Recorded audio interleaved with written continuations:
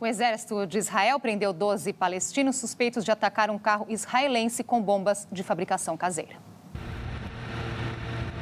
A operação militar, um dia depois do Natal, foi em represália aos coquetéis Molotov, que atingiram o carro na entrada de um assentamento judaico na Cisjordânia.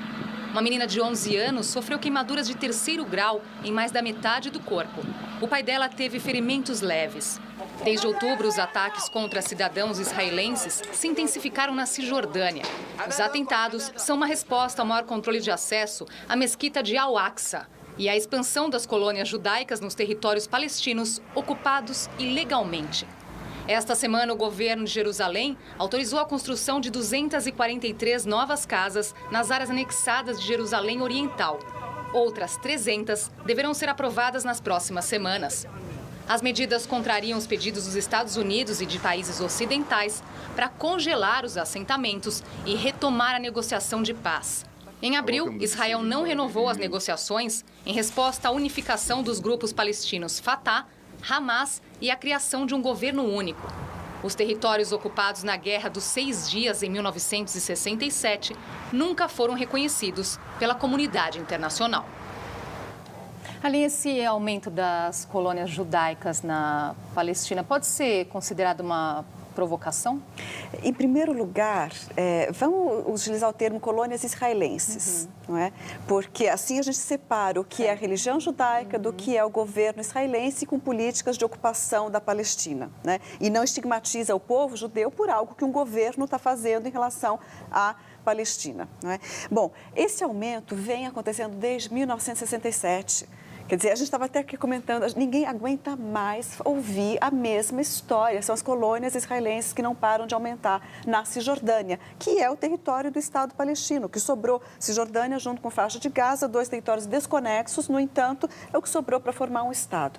Veja, hoje são 500 mil colonos na Cisjordânia, junto com Jerusalém Oriental, que cada vez está mais expandida e anexada ilegalmente, não é? A Jerusalém Oriental ao Estado de Israel. E isso está criando, também desde 1967, gerações, não são pessoas apenas de uma geração, mas gerações de palestinos com muita indignação, muita revolta contra essa presença. Esse carro que foi atacado, a gente ainda não sabe, mas provavelmente por palestinos comuns, não é uma organização, não é uma... mas são palestinos que estão se revoltando e tomando nas suas mãos o quê? Um coquetel molotov para jogar num carro, lamentavelmente ferindo, às vezes causando morte de alguma pessoa, né, que está nessa situação, mas de um carro que está o quê? Entrando dentro de um assentamento. Então, veja onde que foi atacado esse carro. Era um carro que estava ingressando num assentamento.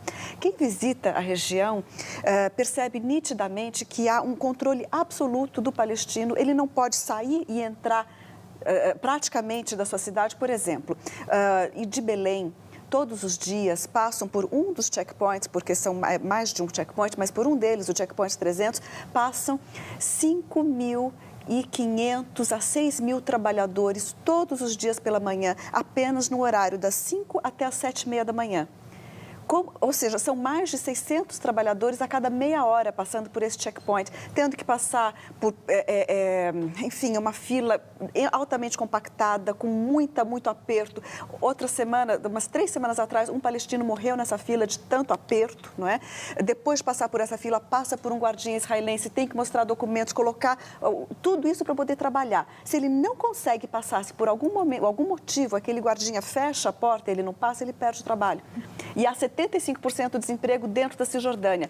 Olha, 60 e tantos por cento dos palestinos nunca visitou Jerusalém Oriental, que deveria ser Palestina, segundo a lei internacional. 90% nunca viu o mar.